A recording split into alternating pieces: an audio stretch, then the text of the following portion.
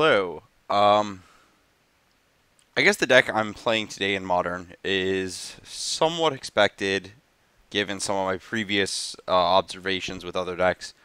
But if you really look deep down on it, there's another reason it should be expected. So I was reading Saffron Olive, who writes for the site MTG Goldfish, which is like a Magic Online data scraping website, basically. They have a bunch of great information about, Magic Online daily metagames and everything. And they have a bunch of bots that have watched a bunch of matches of Modern.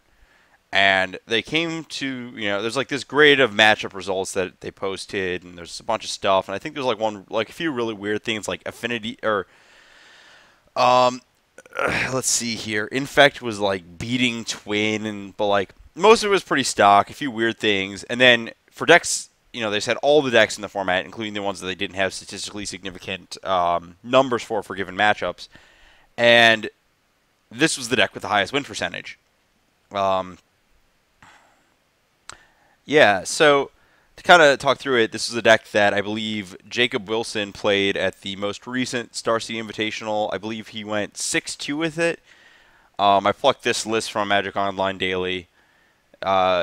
And the general idea is that, so I kind of observed with, way back with the Anafenza Company deck, it was pretty good. The combo was really powerful, but people kind of figured out Kolaghan's Command, and that card's really good against that deck. So I then tried a couple weeks ago the Kiki Company deck, and that deck was okay. The big issue with it being that most of the time you just, like, I didn't even combo anybody, I just valued them out. So it was kind of stupid, and as you can see here, this is kind of the natural extension of that. Just, all value, nothing fancy, just good value all the time. I believe Brian Kibler also played something like this at Grand Prix Charlotte, which I will get into in a minute because it's kind of important as to where this deck actually sits. So I've kind of split this up. You've got your spells, 5 pieces of removal. Dromoka's Command is actually kind of important because it answers things like, there's just random enchantment combo-ish decks. It answers Twin. It answers like Jeskai Ascendancy if anyone's on that.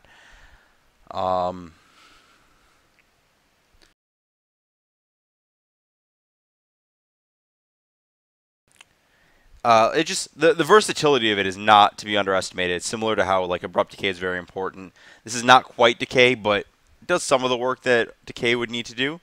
Obviously, a bunch of Paths because Path Witness was the real key combo of that Kiki Company deck. 4 companies, obviously, because that's what this deck's trying to do. There's a ton of mana dorks. Just every one of them. We're all the way back to like Avacyn's Pilgrim, which is a card I don't think I've played in like, I guess it's almost 3 years. I played it at the very first tournament I played Birthing Pod at, which was Grand Prix Toronto 2012. But like that's how hard this deck is pushing on 1 mana dorks. There's no Wall of Roots because you don't have Quarter Calling. Worth noting. And then you have your actual threats. 19 creatures that are actually good to hit with Collected Company. Hitting a mana dork is fine, but it's not super exciting. And there's the not value creatures and the value creatures. So start with the not value creatures. Geist is just the best way to just kind of dead somebody. It's pretty straightforward.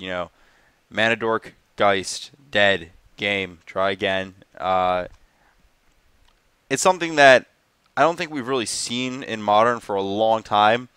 I know some friends of mine played like a hexproof deck at Grand Prix Omaha or Lincoln. Grand Prix Lincoln, the very first Modern Grand Prix, if I remember, that was won by a Assault Loam, if that dates anything. It was just like Mana Dork, Geist, hexproof, enchantment it up. People didn't really know what was going on in the format. And we're kind of like wheeling around to this format where people, they know what's going on, but all the things that they know about, they've hated out, and you can just Geist people out. Larry Swayze got second at the in the Moto PTQ recently with a Geist deck too, so it might be time again for this card to shine, just because it's a lot of raw power. It's not the most efficient way to race, but just kills people, and it's hard to interact with in a lot of the traditional ways. Flicker Wisp is another, evasive threat that levels up, with Eternal Witness with Kitchen Finks. But realistically, just, there's 6 targets for it. Aside from doing some instant speed tricks with Company, you can Company it into play and like exile their attackers or creatures or really whatever.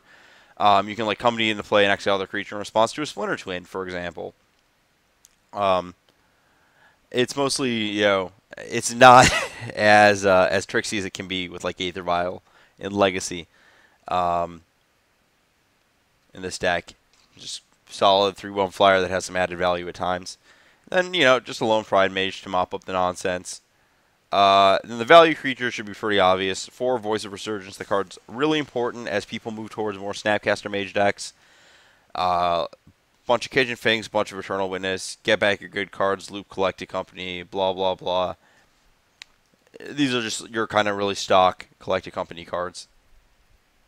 Looking at the mana, there's a ton of Razorverse Thickets. Not shocking when we're trying to go Mana Dork into Flicker Wisp. It lets us have any land plus any of our Mana Dorks to do that, or any of our Mana Dorks into Geist. Just it's the best land you could have in this deck. Pretty much, you're not really gonna get constrained on Collecting Company by it because you have so many Mana Dorks that usually your 4th mana is your 3rd land. Playing those in a bunch of duels lets you also play a bunch of Gavany Townships. Kind of important when you're putting a bunch of Duders on the board that don't do anything.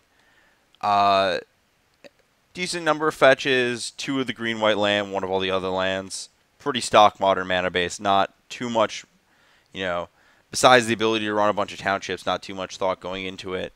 23 lands feels like it might be one too many, but I'll err on this side to start with. The sideboard is really just combo hate, hate bears, and some random cards. The Witness is your extra grindy card against Jund or Grixis or whatever. You just board up to the 4th if you're ever grinding. Unified Will is probably the best counterspell for this deck, though I do have concerns about it against Splinter Twin. Sometimes they can get enough creatures to play like a Lava Mancer and turn it off. Also with Click, strip cards out of their hand. Pretty sweet with Collecting Company, but it's just another great 3/1 to hit. Leyline, just Miser's Leyline, why not? Hit burn, hit whoever. Another Dromoka's Command, again just another copy of the flexibly powerful card in the matchups where that's good. And then just your random assortment of hate bears, Kataki, Haven Mind Sensor, the usual assortment. A couple Meddling Mages because that's the most versatile hate bear of them all. It hits basically anything if you just name the right card. Force Shender. The thing to note is that this deck doesn't have Quarter Calling, so it is losing a decent amount of ground compared to the Kiki deck against the linear decks, but I don't think that deck is really built to beat the linear decks anyways. Looking back at Brian Kibler's run at Grand Prix Charlotte to a prompt 03, it's also worth noting that I don't think this deck can ever beat a Tron player in a million years. That's just something I think you have to accept if you're going to do this to people.